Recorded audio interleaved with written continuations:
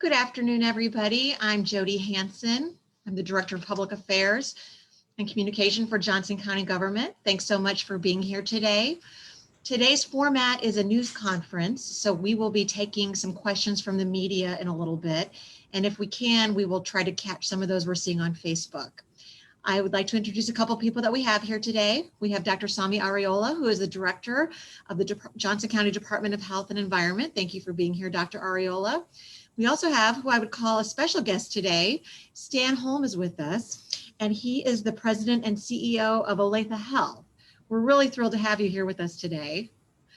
And also thanks to Brett, who is providing our ASL interpreting. So thank you so much for being here, Brett, as well. So we'll go ahead and start. Dr. Ariola, if you could give us an update on how things went with our vaccination clinics today and what is on tap for tomorrow and perhaps next week. Thank you, Jody. I do want to join also in welcoming Stan. Thank you, Stan, for joining us.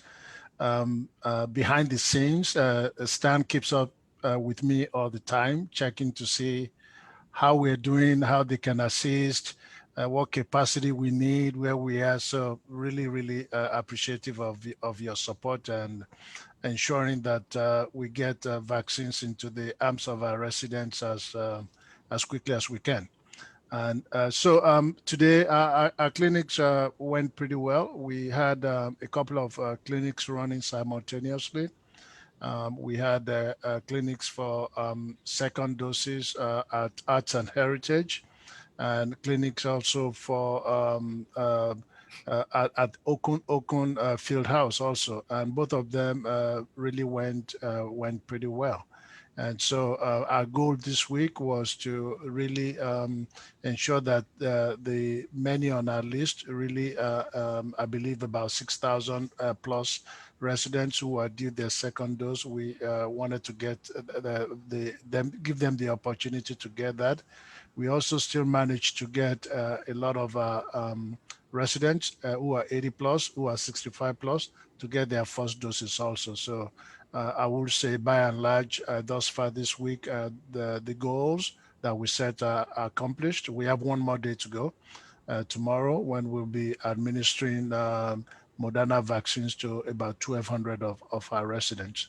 And earlier today, we did send out information to about 5,500 residents who are due their second Pfizer dose next week. These are largely 80 plus residents that we vaccinated a couple of weeks ago who will be due their second doses next week. And so there are really tons of opportunity to get your second dose, and that will open up more appointments even beyond next week for you to get your second dose. And why that is important is the weather is going to be pretty harsh over the weekend and into the next week. And so if it is not safe for you and you want to not book an appointment and wait a few more days, that's absolutely okay. I think we have been pretty clear that it does not have to be the exact day that you're due. The current recommendation from CDC, the Centers for Disease Control and Prevention, is that you have up until 42 days after your first dose to get it. The vaccine is here. It will be here when it's safe for you to do so. So safety first. We will be there Tuesday through Friday. Staff will be there. We'll have warm buses. We'll have buses that are driving us through the parking lot very frequently, able to pick you up, so your exposure to the elements are minimal. But still, important to be appropriately dressed, important to take all the necessary precautions. Again, if it's not convenient for you, that's okay. There will be additional opportunities for you to get your second dose. The last thing I want to say also is By tomorrow, there will be additional appointments, opportunity that is we're sending out to our residents that are 80 or older, just to make sure that we cover that population. And we'll give them really quite a bit of opportunities. I looked at our numbers today. Again, Stan's going to talk about the efforts with our health systems here, but a lot of people in that category are also receiving their vaccines through our health systems as they are through us. But we just open it up. And so if anybody is 80 plus or your parents, sister, aunt, or uncle is in that category, you will have the opportunity to get them booked by tomorrow. And after that, we'll just focus our attention on vaccinating the rest of our residents that are 65 or older.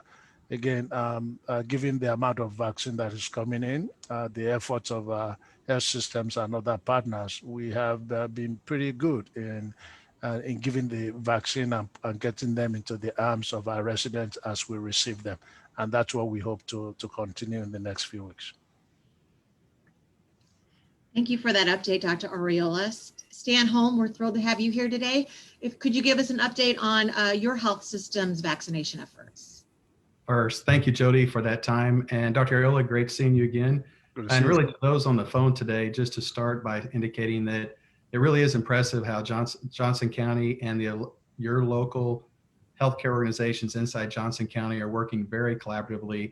The CEOs meet weekly with Dr. Arriola and the team, really to create those synergies that you need and complementary services. As you can imagine, anything you do to do logistics like we're trying to do for rolling out the vaccines at the pace that is going to be needed in the future and even of today, we need that synergistic approach. And just know Dr. Arriola, in the very first meeting with us as CEOs, indicated that at the end of the day, the goal is to make sure when we have vaccines that we're getting them in the arms of those that need them. So everybody knows that's the goal in mind. There's always some fluidity in how you put the logistics together for that based on your supply of those vaccines. For us at Olathe Health, we are just under 3,000 doses right now for those over the age of 65 that are in our system. I think it's important, if it's okay, to share with you that, right now, the workflow for that has been great. We've received feedback. I read a comment from our team earlier today from a patient and his spouse that indicated that they were very pleased with the ease for which they came to our clinic and allowed them to really be in and out in what I call a fast, easy, great method. And so it's working well. I want to start off with the lowest common denominator. One of the first things we did in looking at logistics were things that we worked out for our essential workforce. So when we were all inoculating our healthcare personnel across the United States and obviously in individual health systems, you learn very quickly how many inoculations can one nurse do in a day. And it really tied into about 50 per day. So that was really a great lowest common denominator for us to say, okay, if we had 10 people, 10 nurses that could inoculate individuals, well, 50 times 10, you can do about 500 in a day if that's full-time and all that they're doing.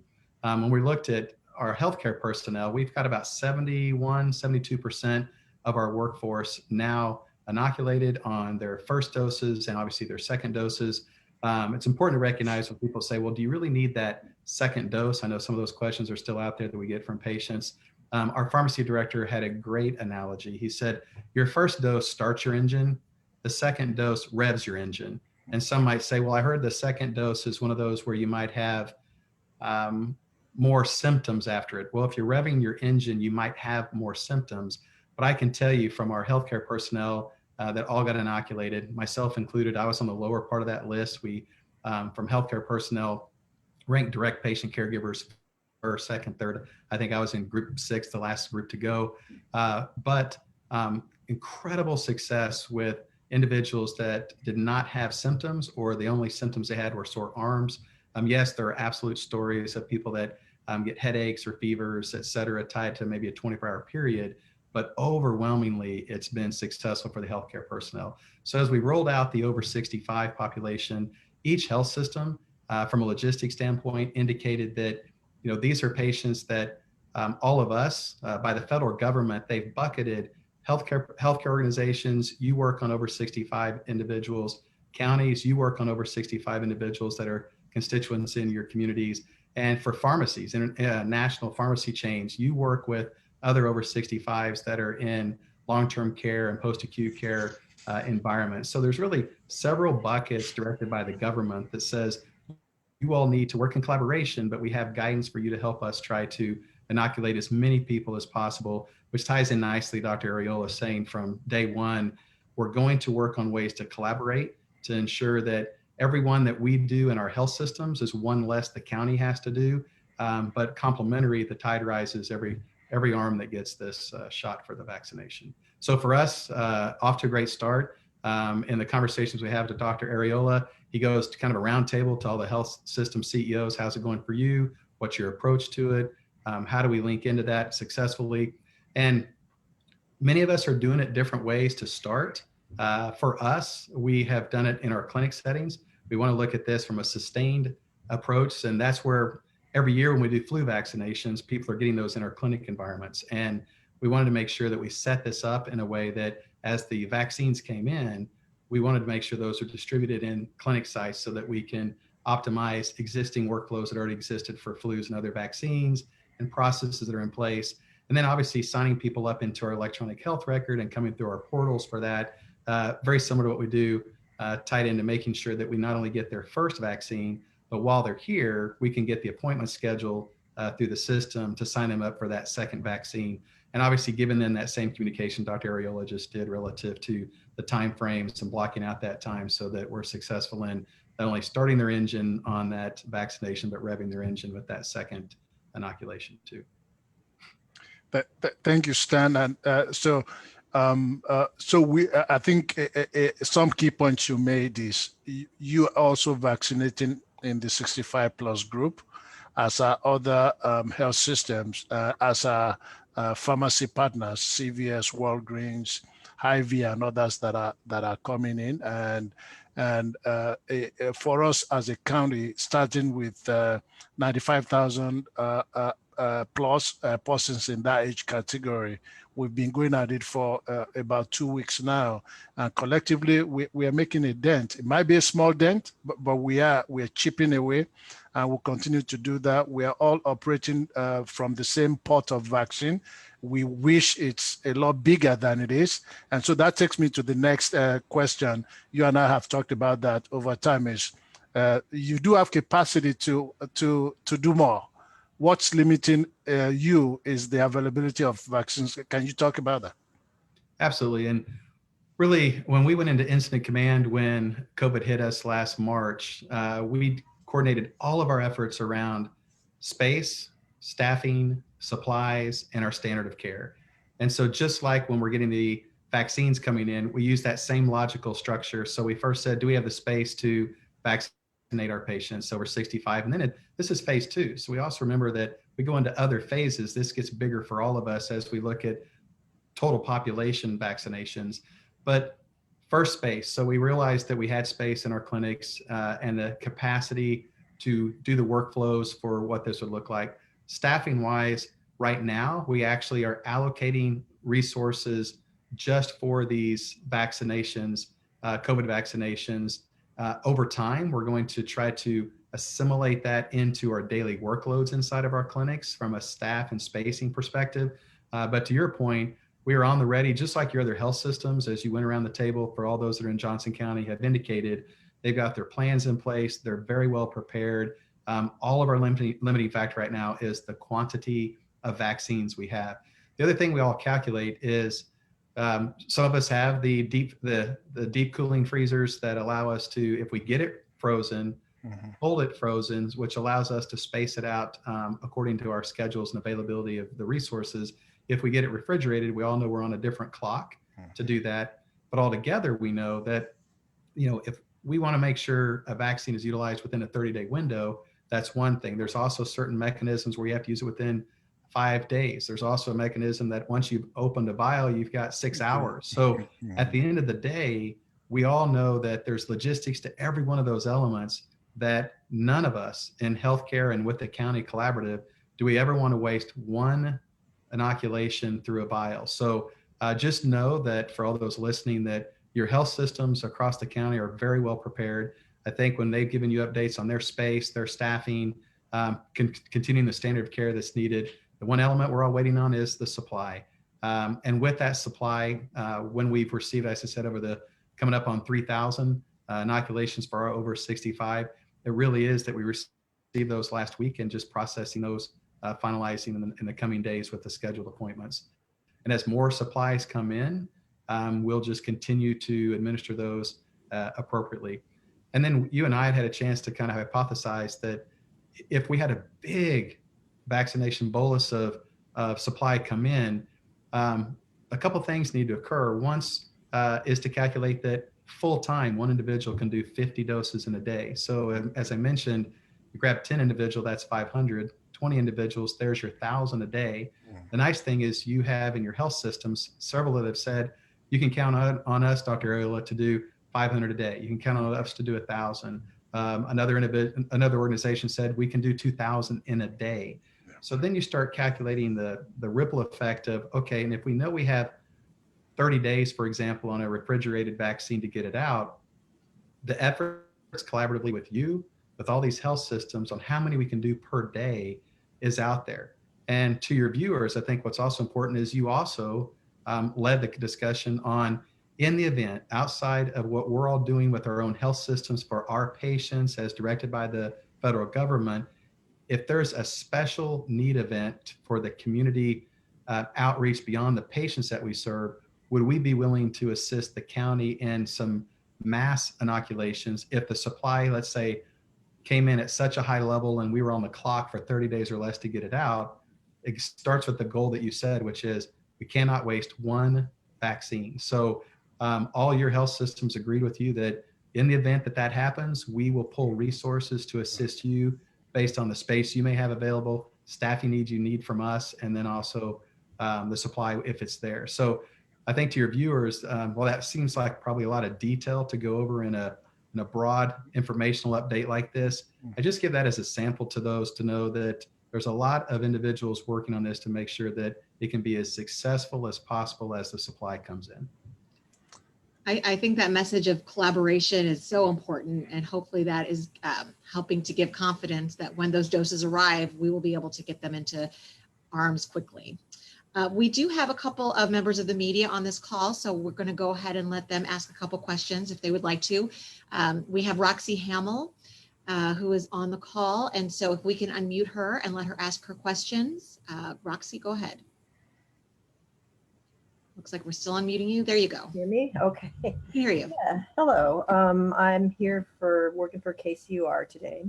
And the topic that I am interested in today in particular is actually one that was brought up this morning at the commission meeting.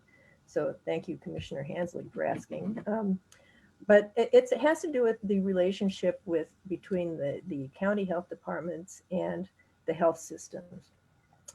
In particular, I'm trying to get, I think, for most people in the larger tier, the bigger group, 65 and over, who have not been patients in a nursing home or, emergency responders, I think that their biggest option so far has been the hospitals.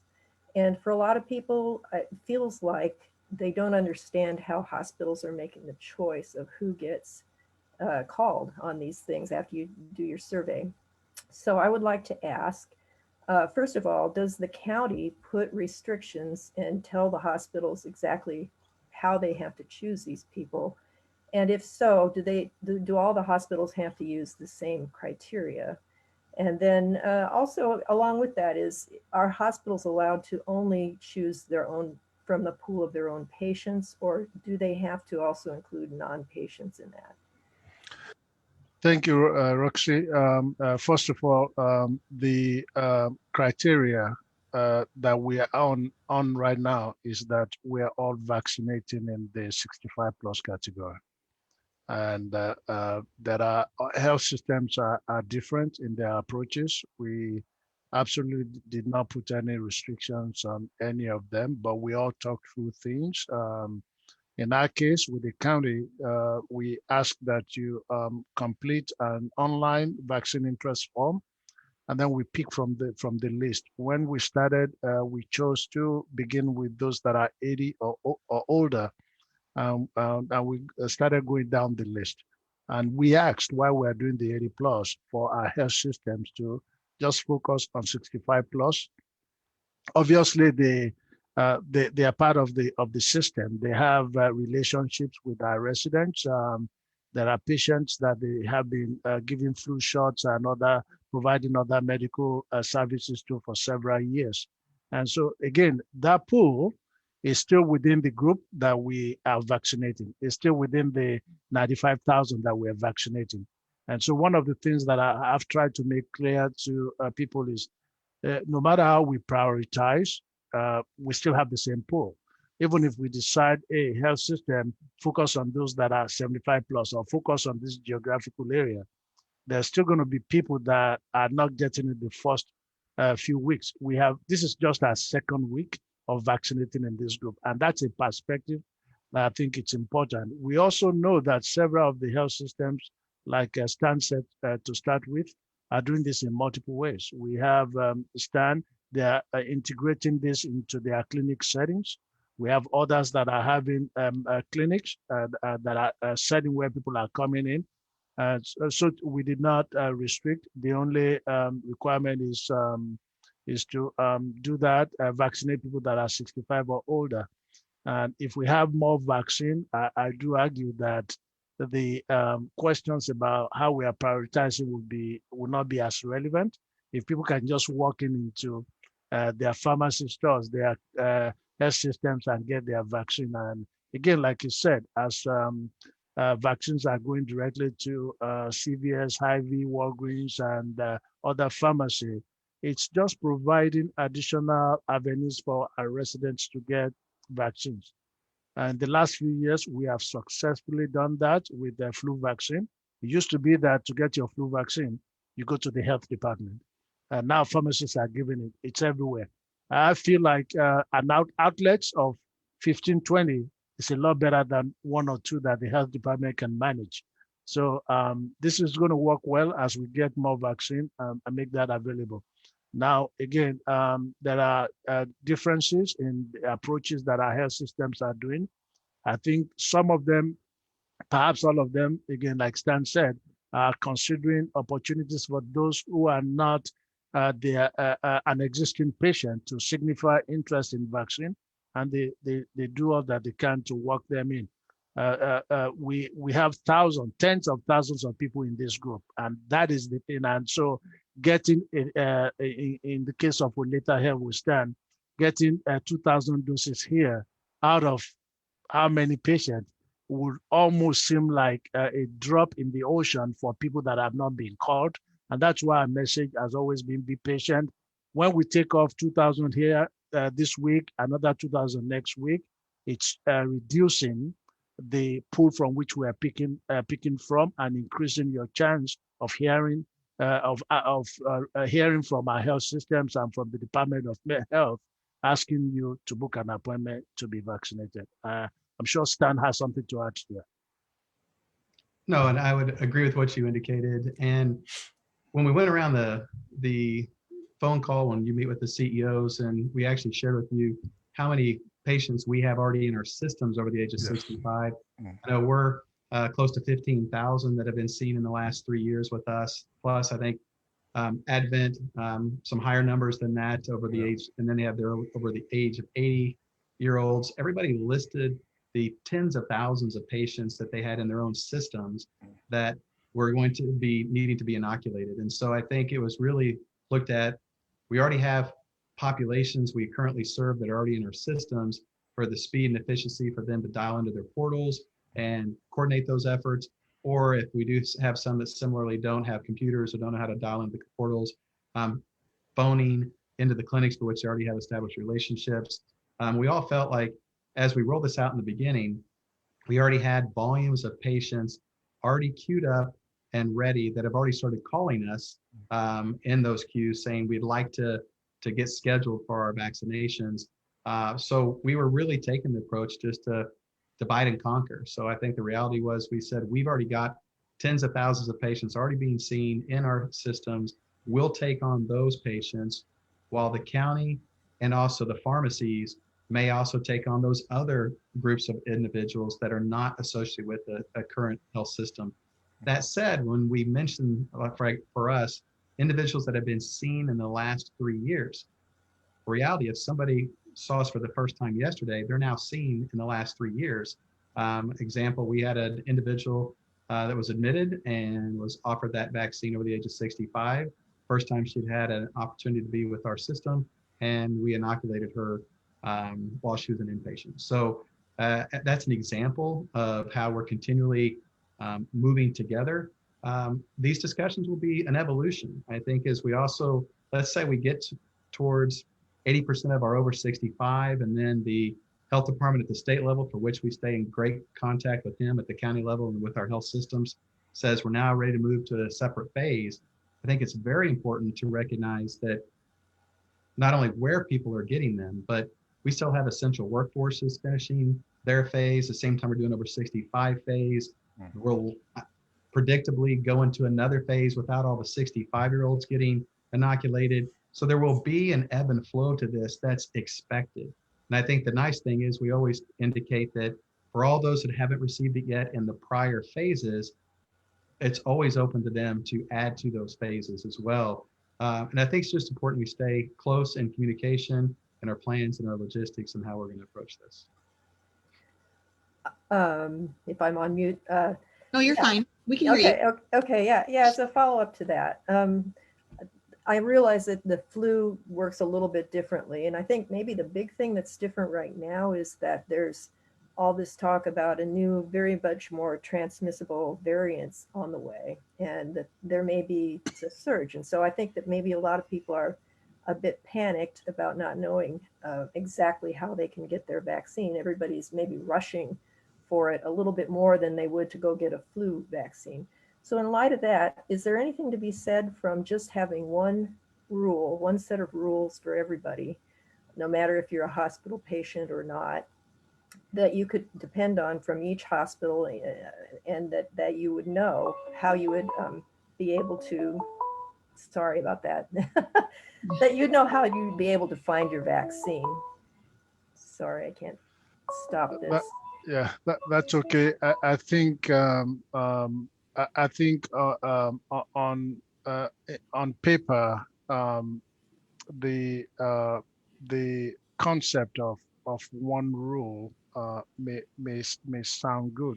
I still think the goal is to vaccinate as many people as we can, and everyone that's been vaccinated, even with the slight differences in approach, still fall within the group 65 plus. But Stan made a very, very important point, because we are seeing that in our clinic.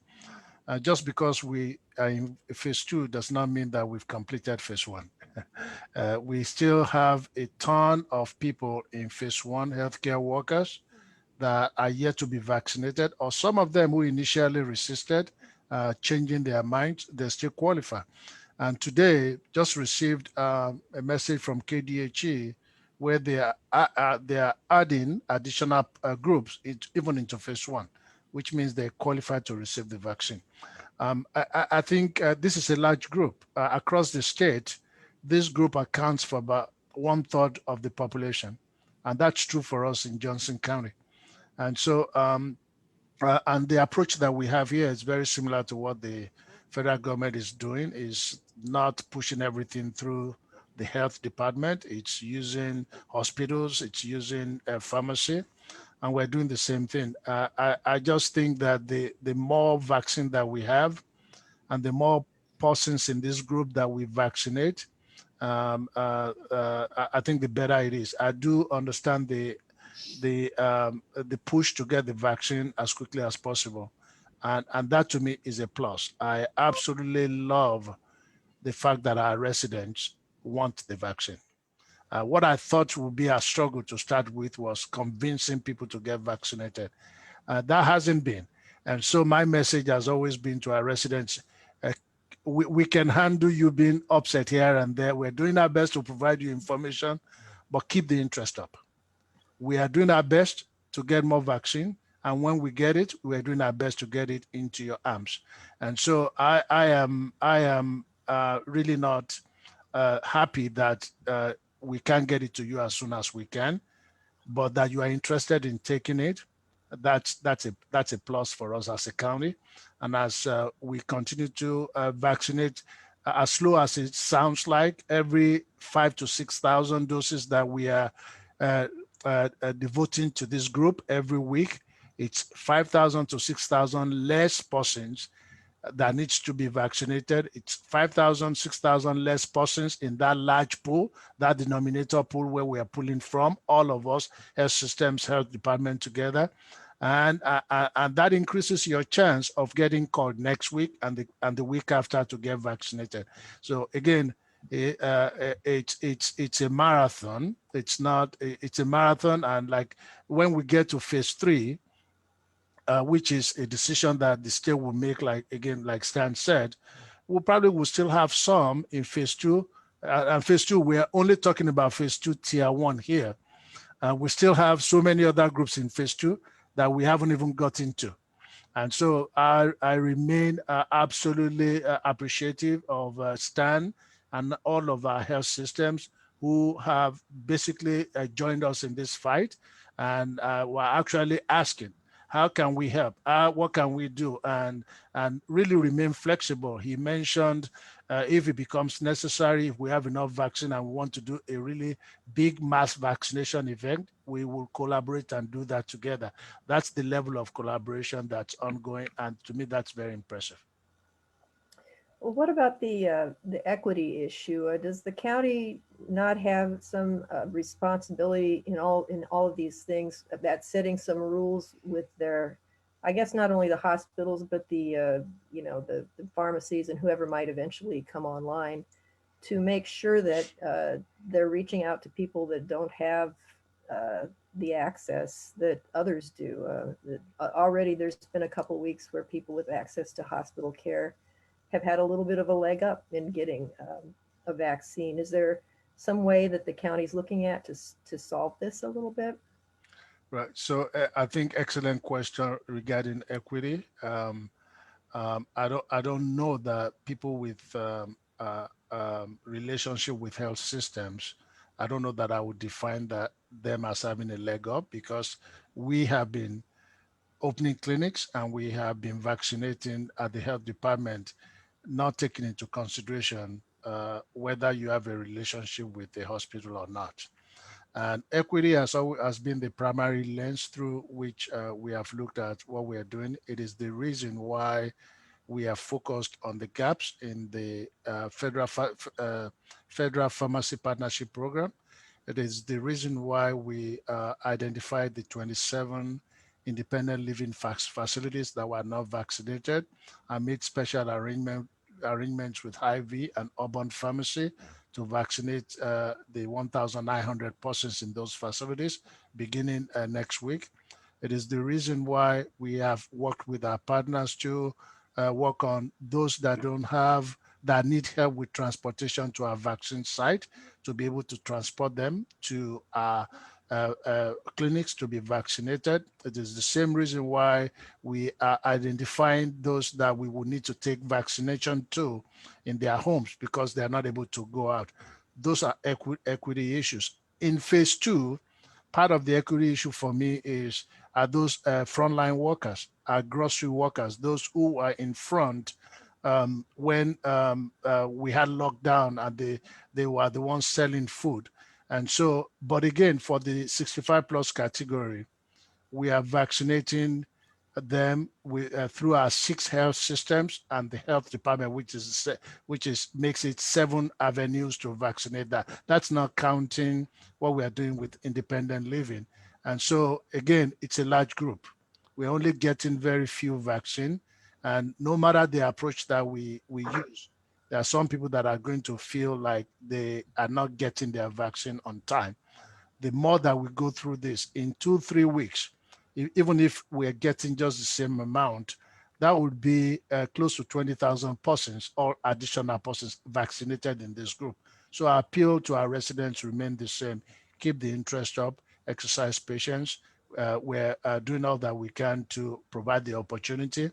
If you are not a patient in one of the health systems, you've got an opportunity with the Department of Health and Environment. Like I said earlier, we're opening thousands of appointment opportunities in the next few weeks for people to get vaccinated. Okay, and you know, the reason I ask so much about the 65 plus is because I think it's maybe a little more clear for people who, if you're a child care, if a teacher, there's other categories that actually they would probably expect to hear from their employers. But one last thing, and that is the county collecting some kind of data, or are they checking up on what exactly the demographics are of the people that do get vaccinated? Demographics, I guess, means, you know, anything, what incomes, what race, all that stuff. Are you getting that kind of stuff to keep track of? So the answer is a yes, but I'll qualify that in the sense that those information are entered into the state system that's called WebIZ, and to the federal system that's called Vaccine Finder. We've been working with the state to get up-to-date information. Those are kind of delayed a few weeks, but we think it's going to come out very soon. Now, having said that, we do have those information. It's just not up to date. We also our online vaccine interest form, we collect those information, and those factor into the decisions that we make into when we reach out to people. We look at whether they have affiliation with health systems or not. We have those information. We have information about other equity issues, race, socioeconomic status, and a few of other information that we collect. But again, this is just the second week of doing this. So when Stan's group receive the allocation of vaccine this week, that would be the only second shipment to them. And that's true for other health systems. And that would be 6,000 doses of vaccine in addition to what we have done, the 6,000 that we did the previous week. Out of 95,000, that may not feel like much is going on, but it is going on. We also have discussed with our health systems about just getting, while we're waiting for KDHE to get those data ready, that we will get some basic information on how many people have been vaccinated, and everyone has agreed to cooperate with that. We are going to work out those logistics and do our best to share those information. But again, it's just not enough vaccine. When we have more vaccine, some of the I believe some of the issues will be addressed. Our goal remains the same: distribute the vaccines as we get them. Great. Thank you for those questions, Roxy. We also have Kyle Palmer, who is a reporter that has some questions. So if we can unmute Kyle and he can ask his questions. Hi, good evening. Can you hear me? Yes. Hi. Just jumping off some of the questions that Roxy was asking, I think we've heard from a lot of readers at the Post who are, of course, anxious and maybe a little frustrated. But Dr. Ariel, can you explain, if I fill out the interest survey, I'm over 65, what happens on the county's end? What information do you get? Because I think some people are worried because they haven't heard from the county since they've taken the survey, and maybe they feel like they need to take it again or reach out or something. So just tell us what happens on the counties and when someone takes the survey, and what can they expect to happen next? Thank you, Kyle. That excellent question. I think we have reached back to everyone that's completed the survey, whether via email or by phone, to basically acknowledge that we have their survey, their completed vaccine interest form. And so from our end, we look at the data, and right now in the county, we are vaccinating in the 80+ category. So the very first week that the vaccine was opened, as an example, there were around 7,000 of those that completed the survey that were 80 plus. And all 7,000 were invited to book an appointment to our clinic that week. Okay, so that's how we're using the data. And part of our focus on that was about all the vaccine that we got that week. And we felt like that's the most vulnerable population. Let's not make this any difficult than it ought to be. Let's focus on that population. And that was a very good week. We got most of that group vaccinated that week. Of course, since then, there's been a lot more that have completed the survey. And that's the group that we're opening up the next few weeks to finish vaccinating in that group. And so we hear that question a lot. If you have completed the survey, that's really all you need to do. When we get vaccines and we open up clinics, we'll reach out to you. We're walking down the list. Once we are done with the 80 plus group, it will just be 65 and up, just like our health systems are doing. And it's the same thing that our health systems are doing. They're reaching out to you, either based on your relationship with them or based on the completion of a vaccine interest form. And so we're using those data. I know that people want us to be very specific to be able to tell them, when should I expect to be vaccinated? And I wish we can do that. And one of the reasons we can't is because of just the sheer the small amount of vaccine that we're getting. I mean, if we were getting 20,000 vaccine, we can project forward between all of our partners that okay, let's assume we absolutely have 95,000 residents that are 65 plus. We know that some have been vaccinated through the Federal Pharmacy Partnership. We can estimate those even without absolutely accurate data. We can say, okay, 90,000, if we get 15,000 a week, we can put people in buckets. 6 weeks, we're going to knock that off. Well, we don't. We're not even getting half of 15,000 a week. So if we are pushing that forward, that's 12, 13 weeks. And so very tough to go through the list and tell people, here's what you are going to get it, when you are going to get it. Now, we are all hopeful that the supply will be better. But like one of our colleagues put it, there's just so many ways you can slice a small pie. The pie is small. There are variables there. It is very difficult for us to project forward when you will get it. On our end, once you've completed the form, and we give you an acknowledgement, really all you need to do is wait. I've also been asked the question, if you register with us, can you go and signify interest with our hospitals and health systems? The answer is yes. We're all working from the same pool. So if you get your shots from Oleta Health, that's one less person that the Department of Health have to worry about. It's the same pool. And I really would like for us to start looking at that, not necessarily as different pool. It's just multiple channels, multiple avenues of getting your vaccine we're all working from the same pool. The same amount of vaccine that is coming to the county is what we are all getting some from and administering. Lastly, you do not need to complete our online form twice. So the number of times that you complete it does not change your chances of getting vaccinated. What we are doing is simply walking down the list based on the day and time that you complete the vaccine. That's it. At the 80 plus, like I said, the first week, everybody on that list, we sent an appointment to.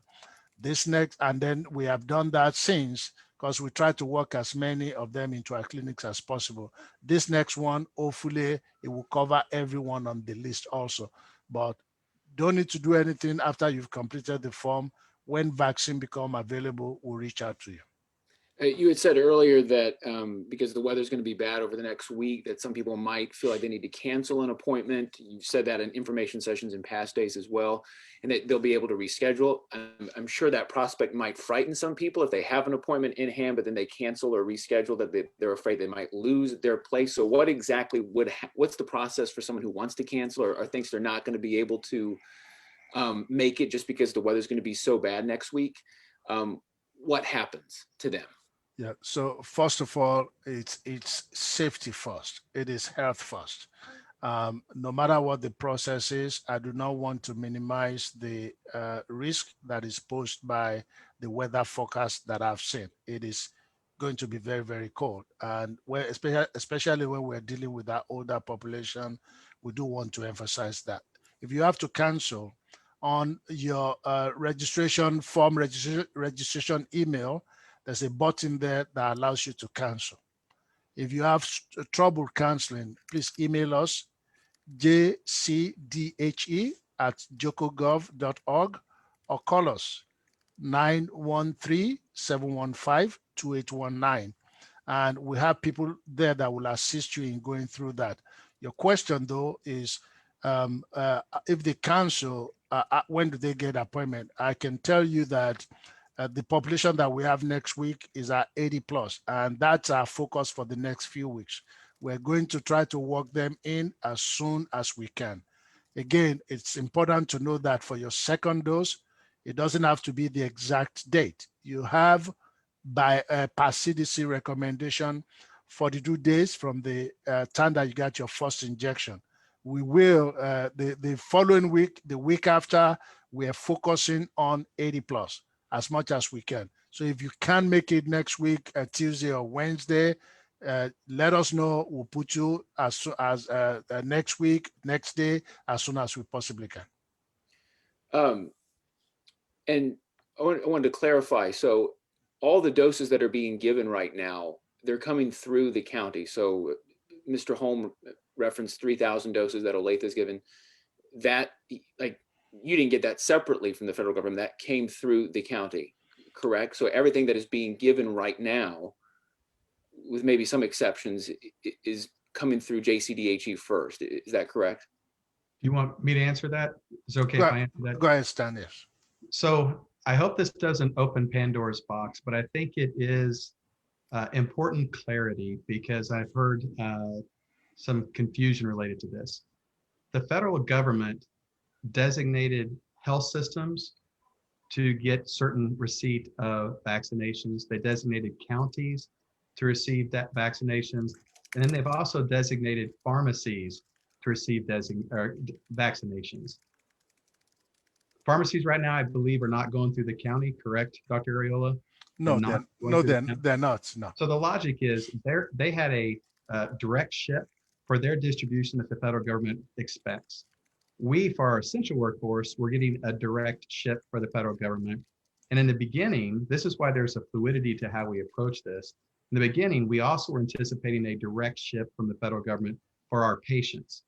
And recognize every one of these health systems see patients in multiple counties. That's another question I know that came up.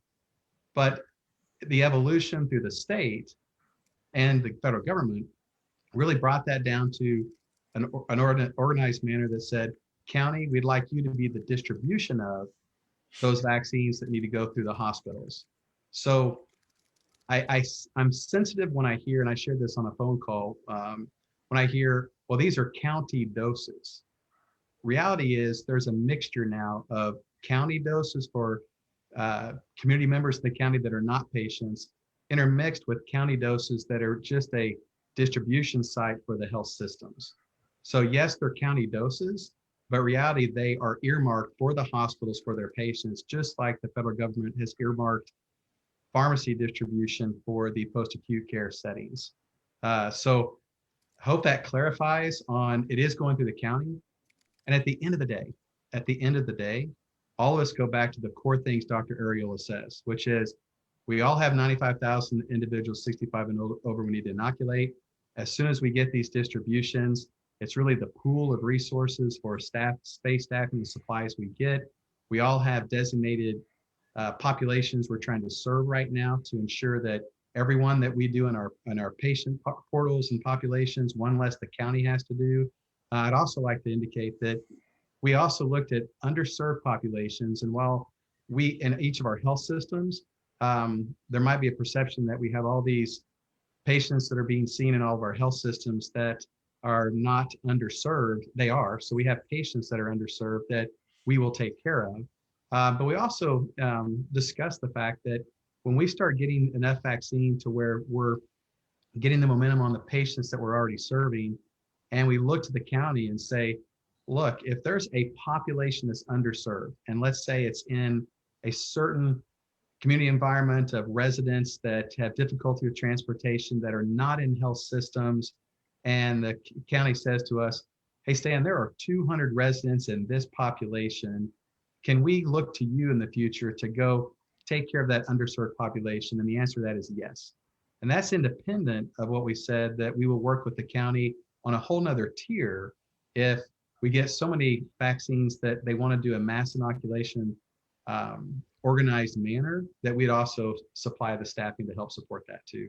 Does that help, Kyle? On yeah, so like Olathe has a numerical allotment that you're supposed to get. I hope you see me smiling, because we have no idea what the allotment number is, and we have no idea when it's supposed to show up, which also goes back to health systems. When people call in to schedule, like, am I at least on the list? Can you give me a date in the future? We're in a logistic thing here, because what we don't want to do in our health system, and many health systems are like that in Johnson County, is to go ahead and schedule everybody that has requested it without the supply being here. Because the worst thing we could do is say, you're scheduled 8 days from now, and then we have to cancel them. So what we're doing in a fluid way is saying, when they arrive, and we don't even know how many and when, they kind of get drop shipped to the county. And when they ship it over to us, we start filling those slots based on what it looks like. The one thing that we've had great success with, that have been proven with our essential workforce and our healthcare personnel, is we had the same question that, wow, if we're inoculating our individuals with their first dose, how can we be assured that the second dose will be there when it's time to be there? And with 100% accuracy, when the federal government said, trust us, we will actually have the second dose for you, they did. Same thing's happening with this. We're scheduling in our 65 and older, when we're getting up to our 3,000, we're scheduling those for their second dose with confidence that the federal government will know that we will have a second dose for those individuals. But we have no idea what the quantity is in addition to that for additional first doses will be.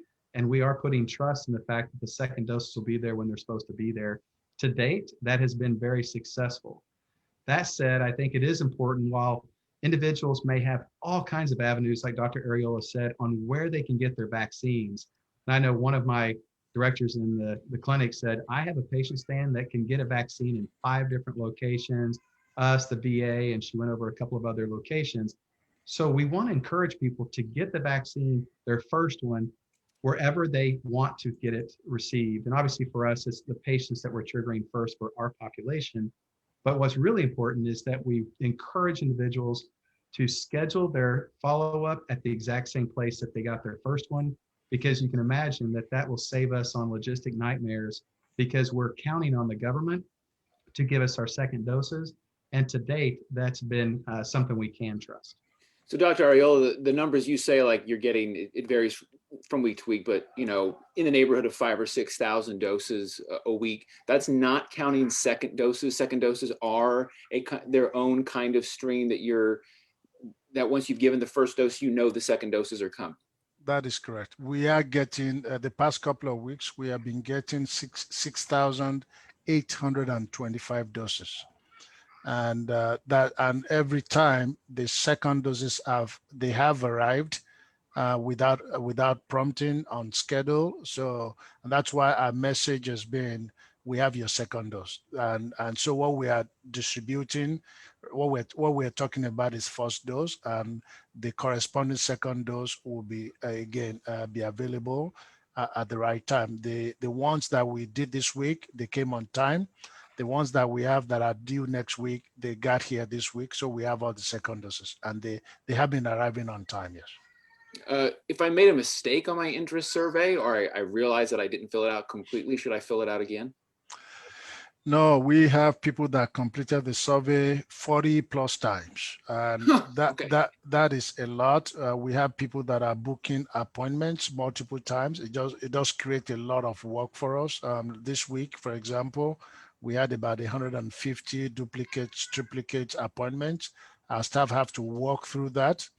and then confirm which of the dates you really want. That means we have to call you or email you, and then have to call people to fill those appointments because the appointments have already been filled up. It does create a lot of work. It doesn't give you any additional advantage. You just need to complete it once. If you make any mistake, whether email or phone call, reach out to us. We'll make the correction. And And typically, the only mistake is how we reach you. Some people will mistype the email address or phone call. Those are the key mistakes that we see. I'm sorry. Go ahead. I've We gotten probably have time for one more question. If that's Sure, okay. I appreciate that. Thank you so much. Yeah. I get it. So I've had several readers ask me if my doctor or my GP is not affiliated with a major health system, but I've asked him or her, I've like filled out whatever thing that doctor does to express my interest in getting vaccinated. Like, what's my status if I'm 65 and over, but my doctor is not affiliated with Olathe or Advent Health or HCA or whatever? Yeah. So your status, your approach should be to complete our online vaccination interest form. Once we have your information, that's all you really need to do. As we get vaccines, we'll reach out to you. Now, I say that again, just to reiterate what I said and what Stan said. A lot of our health systems are providing opportunities for people to indicate interest. And he gave the example of a patient they had yesterday. That person is in their system now. So really, the simple answer is complete our online interest survey and wait. So when we started phase 1 with healthcare workers, there were so many healthcare workers that were not affiliated with health system.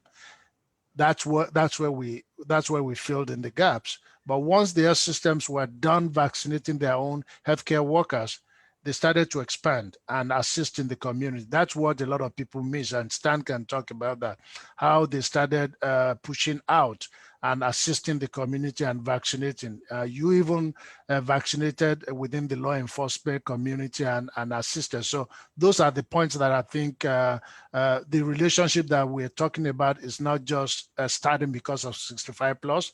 We've been working and collaborating and checking where are the gaps, where can I assist.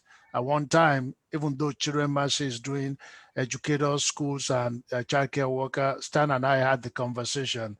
Olathe Health, they're ready. They were ready and still ready to assist in vaccinating the educator category. So again, these are not new things that we are doing. If they're done with the patient on their list, they will expand. That's what we did with phase 1. I expect the same thing in phase 2. All right. Well, thank you both for giving great information. Stan Home, any closing remarks before we wrap this up? No, I just would encourage everybody to know that your health systems in Johnson County are working very closely with the Johnson County Health Department. We run through a lot of different scenarios together. We talk about, as I mentioned, space, staffing, supplies, and the standard of care of how we approach it. We will need fluidity and flexibility. I think the system is set up for that. As you look at even the state's information on phases 1, 2, 3, 4, 5, 6, and at the bottom of each of those phases, it includes any individual that didn't get it in the prior phase. So it's set up for fluidity. And even when you look at, can you put things in a box so everybody can understand it? I go back to the first week when we went in incident command because of COVID last March. The one thing we did in every new process we put in place, some changed the first couple of days, some changed every week, were to comment as of today.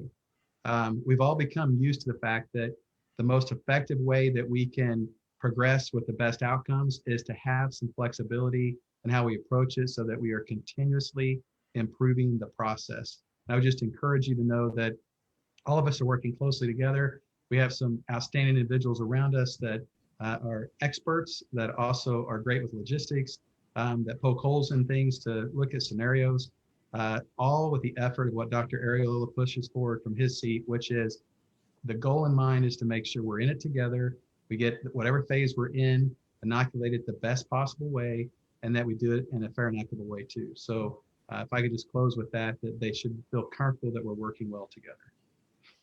Thank you so much, Dr. Arioli. Anything to add? Excellent questions. I hope we've been able to provide further clarifications. The more vaccines we have and the longer we are on this, the more people we vaccinate, and I mean, we're a big county, we're a large county. We've got hundreds of people that want the vaccine, which is really good, and so we're going to continue to work together and do our best to vaccinate as quickly as we can, as soon as we can. Thank you. Great. Thank you. Thank you so much, Dr. Ariola, for being with us today. Stan Holm, Olathe Health, thank you so much for joining us as a special guest. And thanks to the members of the media who attended and those watching on Facebook. Thank you so much, and we will see you tomorrow. A blessed night. Thank you. Thank you, Stan.